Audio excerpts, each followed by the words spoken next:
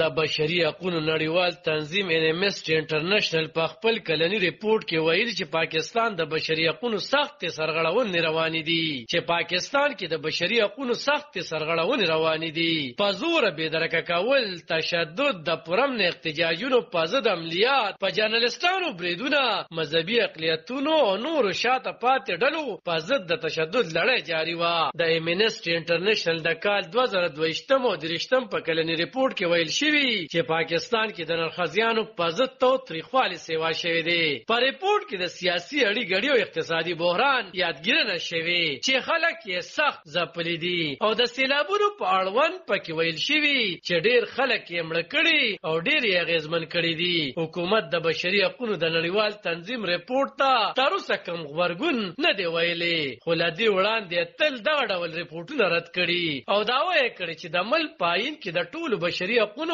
د ساتنې خبره شوی او په زور د بېدرکو په اړوند د قانون جوړولو سره دغه مسلې د پاره کمیشن جوړ کړی شوی دی د امنسټي انټرنیشنل په ریپورت کې تیر کال د بې باورۍ د تحریک د لارې د عمران خان د وزیر اعظم څخه لرې کېدو د هغې وروستو جوړو شوو حالاتو ذکر شوی او په ملک د موسمي بدلون او سیلابونو یادګیرنه هم شوی چې د 1100 پورې کسان پکې مړه شوي او 3 میلیونه پورې یې اغېزمن کړي دي په ریپورت کې ویل شوی چې د پاکستان ریاستي چارواکو د بشري حقوقو فعالانو جرنالستانو په چارواکو نیوکو په ضد په زور د بېدرکه کولو لړۍ جاري ساتلې او په زور د بېدرکیانو په اړوند جوړ کمیشن ویلي چې د 11 اکتوبر پورې د 2210 کسانو بېدرکه کسانو قضیې یا کیسونه لا نه دي حل شوي او د دې ترڅنګ هغه خلک چې خپلوان یې بېدرکه دي او هغوی په لټه کې دي هغوی هم یرول شوي دي د پاکستان مرکزی حکومت تیر کال په 2022 کې د چا په زور د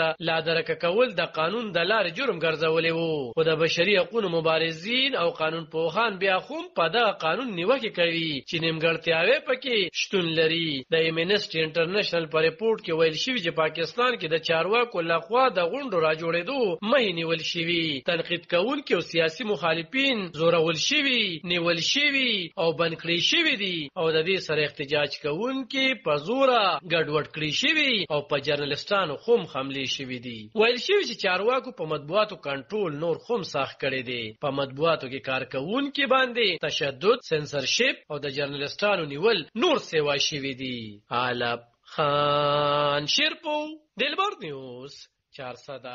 د بشري